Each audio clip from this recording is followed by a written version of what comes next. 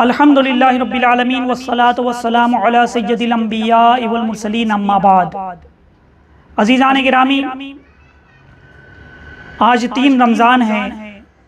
3 رمضان کو حضرت خاتون جنت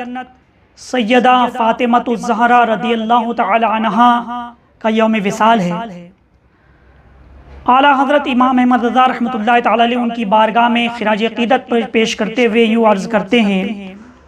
اس بطول جگر پارے مصطفیٰ صلی اللہ علیہ وسلم، خجلے آ رہے عفت پہ لاکھوں سلام، جس کا آنچل نہ دیکھا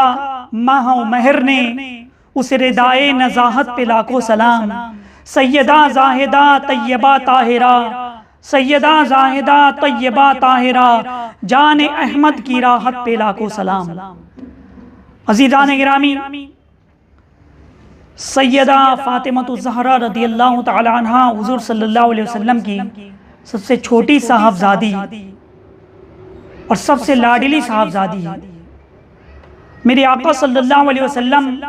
اپنی صاحبزادی سے بے پناہ محبت فرماتے تھے۔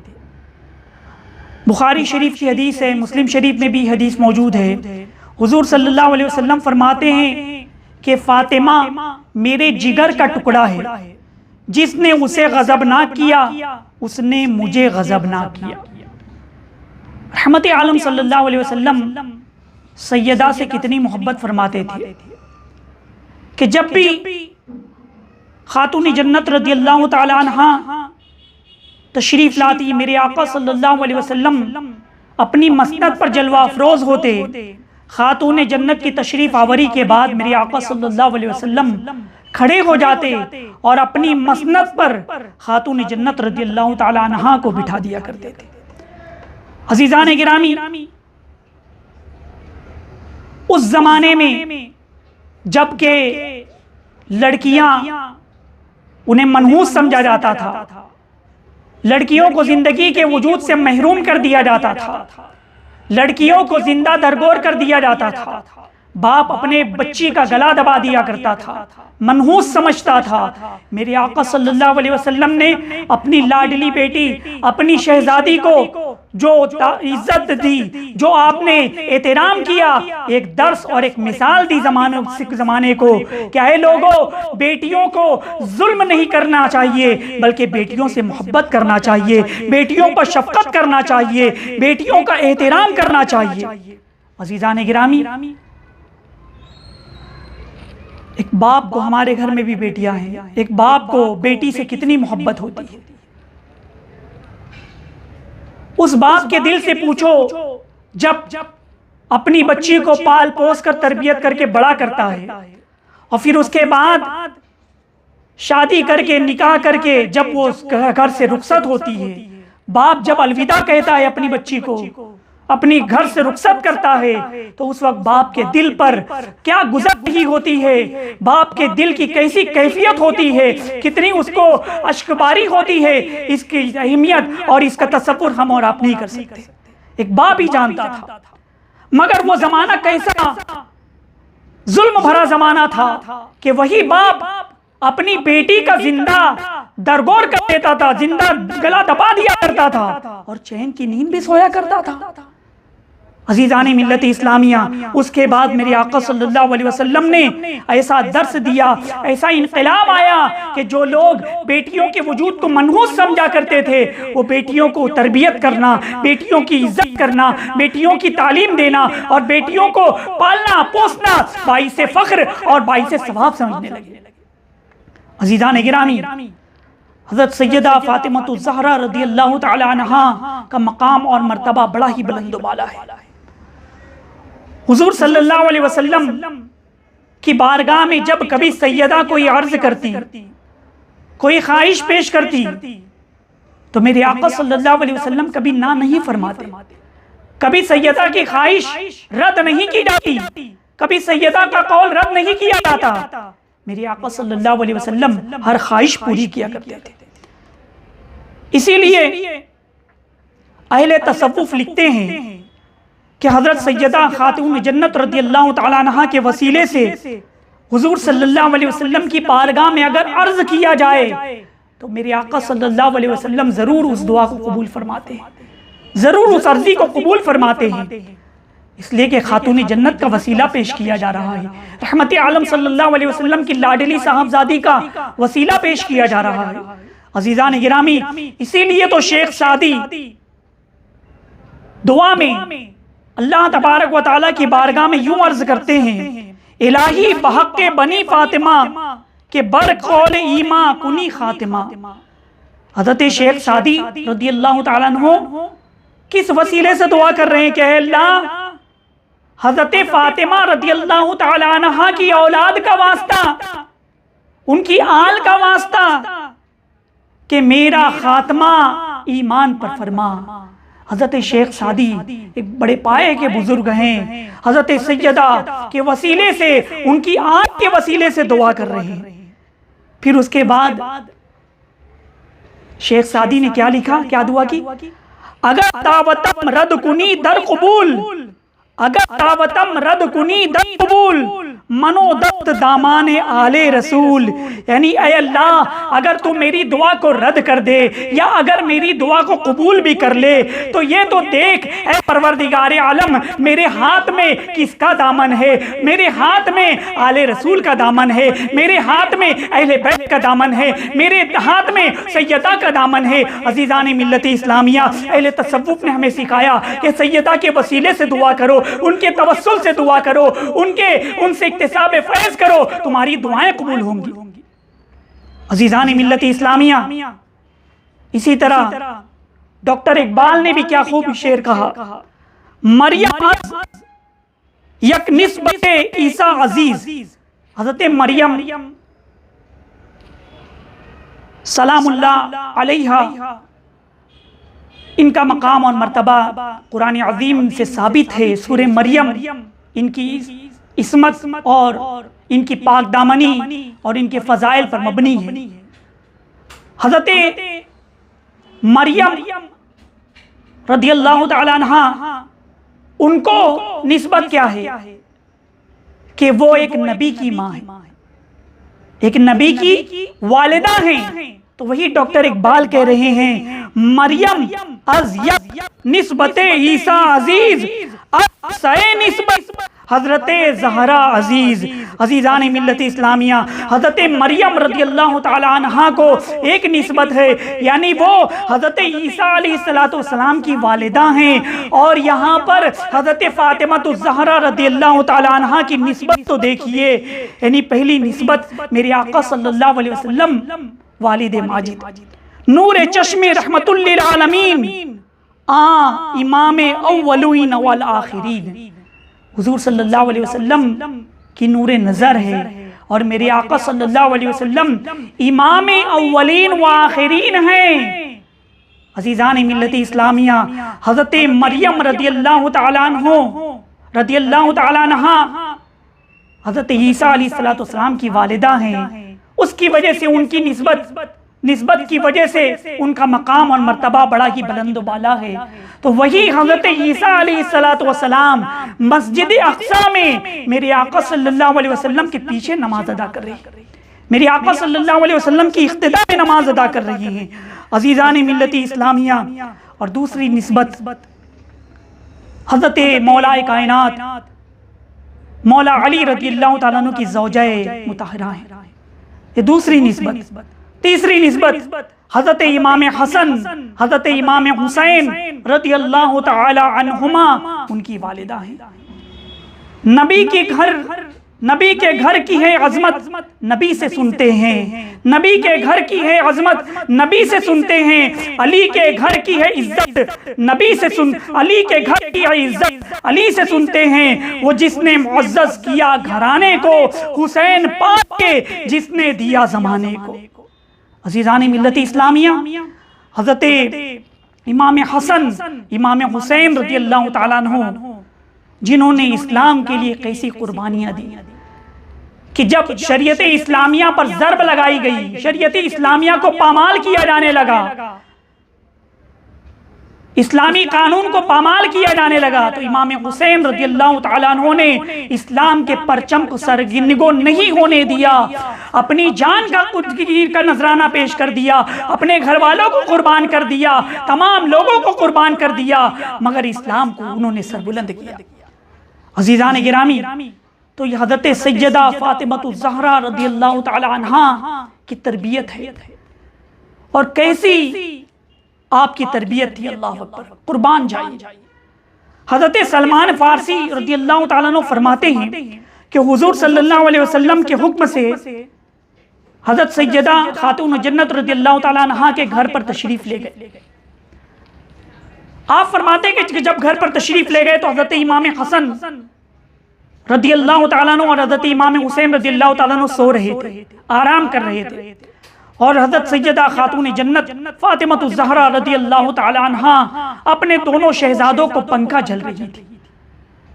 پنکھے سے ان کو ہوا کر رہی تھی، اور اسی دوران وہ قرآن عظیم کی تلاوت کر رہی تھی، قرآن کریم کی تلاوت کر رہی تھی۔ عزیزان ملت اسلامیہ، اندازہ لگاؤ مسلمانوں کہ سیدہ اپنے بچوں کو پنکھا بھی جل رہی ہے اور قرآن کی تلاوت بھی کر رہی ہے۔ عزیزان ملت اسلامیہ، اسی طرح سے ایک اور روایت میں آپ کے سامنے پیش کروں کہ حضور صلی اللہ علیہ وسلم کی حدیث ہے، حضرت علی رضی اللہ تعالیٰ عنہ فرماتے ہیں کہ حضرت فاطمہ الزہرا رضی اللہ تعالیٰ عنہ جب کھانا پکاتی، کھانا تیار کرتی، تو اس دوران بھی قرآن عظیم کی تلاوت کیا کرتی تھی، قرآن عظیم کی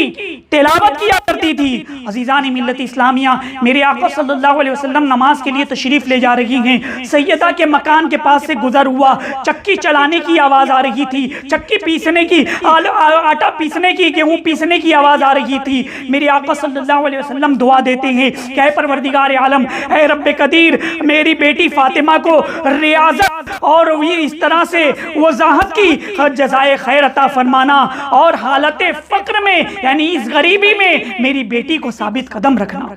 عزیزان ملت اسلامیہ، قربان جائیے، حضرت فاطمہ الزہرا رضی اللہ تعالیٰ عنہ کھانا پکا رہی ہیں، قرآن کی تلاوت کر رہی ہیں، چکی اپنے ہاتھوں سے پیس رہی ہے تو قرآن کی تلاوت کر رہی ہیں، اللہ کا ذکر کر رہی ہے۔ تو بتاؤ تو مسلمانوں، وہ چکی جو حضرت فاطمہ رضی اللہ تعالیٰ عنہ اپنے ہاتھوں سے چلا رہی ہے، قرآن پڑھ کر کے چلا رہی ہے، اس کے اندر گندم جو پیسا جا رہا ہے، اس کے اندر جو گیہوں پیسا جا رہا ہے، اس کا آٹا وہ کھائے گا تو وہ یقیناً حسین ابن علی بن جائے گا۔ عزیزان گرامی، یہ خاتون جنت رضی اللہ تعالیٰ عنہا کا مقام اور مرتبہ ہے، یہ کیسی انہوں نے اپنے صاحبزادگان کی تربیت فرمائی۔ یقیناً امام علی مقام امام حسین رضی اللہ تعالیٰ عنہ نے جو دین کے لیے قربانی دی، اس کی نظیر اور اس کی مثال نہیں ملتی۔ عزیزان گرامی، ڈاکٹر اقبال نے کیا خوب شعر کہا، تو ندانی کے سوز قیرات تو، دیگر روگر تقدیر عمر را، یعنی حضرت عمر رضی اللہ تعالیٰ عنہ اپنی بہن سے کہتے ہیں کہ بہن اگر قرآن نہیں پڑھتی میری بہن تو عمر نہیں بنتا۔ عزیزان ملت اسلامیہ، اسی طرح سے اگر ماں قرآن پڑھے تو بیٹا نیزے کی نوک پر قرآن پڑھا کرتا ہے۔ عزیزان ملت اسلامیہ، عزیزان گرامی، سیدہ زاہدہ طیبہ طاہرہ عابدہ ساجدہ کا اسوہ حسنہ بے مثال اسوہ حسنہ ہے۔ عزیزان ملت اسلامیہ، انہوں نے جو عبادت و ریاضت کی، جو تقوی تھا، جو پرہیزگاری تھی، اللہ اکبر، راتوں میں اللہ کی عبادت کرنا، راتوں میں نوافل ادا کرنا، صبح میں روزے رکھنا، رات میں حضرت فاطمہ الزہرا رضی اللہ تعالی عنہا نماز ادا کر رہی ہیں، سجدے میں سر رکھتی ہیں اور سجدہ اتنا طویل ہو جاتا ہے کہ فجر کی اذان ہونے لگتی ہے۔ حضرت فاطمہ الزہرا رضی اللہ تعالی عنہا سر سجدے سے اٹھاتی ہے، عرض کرتی ہے کہ اے پروردگار عالم، اے رب قدیر، تو نے رات اتنی چھوٹی بنائی کہ تیری بندی فاطمہ جی لگا کر کے عبادت بھی نہیں کر پا رہی۔ اے اسلام کی مقدس شہزادیوں، اے اسلام کی ماں بہنوں، خاتون جنت رضی اللہ تعالی عنہا کی زندگی پاک سے درس عبرت حاصل کریں کہ وہ کس قدر عبادت و ریاضت کیا کرتی تھی، کس قدر پردے کا اہتمام کیا کرتی تھی، کس قدر۔ مگر آج ہماری ماں بہنیں، آج ہمارے گھر میں کیا حال ہے، نہ پردہ ہے، نہ کوئی پردے کا خیال ہے۔ اللہ اکبر، سوشل میڈیا، موبائل، اس کے ذریعے جو عریانیت، جو فحاشی پھیلتی جا رہی ہے، مغربی تہذیب کو اپنایا جا رہا ہے، کتنے افسوس کی بات ہے۔ الامان والحفیظ، حضرت فاطمہ الزہرا رضی اللہ تعالیٰ عنہ کا یوم ہے، ان کی زندگی پاک سے ہماری مابین درس عبرت حاصل کریں کہ وہ کس قدر پردے کا اہتمام کرتی تھی۔ انہوں نے وصیت فرمائی کہ زندگی میں تو میں نے پردے کا اہتمام کیا، لیکن میرے وصال کے بعد جب میرا جنازہ لوگ لے کے چلے تو اس جنازے پر بھی کسی غیر محرم کی نظر نہیں پڑنی چاہیے، اس لیے سیدہ نے یہ وصیت فرمائی تھی کہ میرا جنازہ رات کی تاریکی میں لے کر کے چلنا، تاکہ میرے جنازے پر بھی کسی غیر محرم کی نظر نہ پڑے۔ یہ میرے آقا صلی اللہ علیہ وسلم کی صاحبزادی کا مقام اور مرتبہ ہے۔ اسی لیے تو کل روز قیامت راوی بیان فرماتے ہیں کہ جب محشر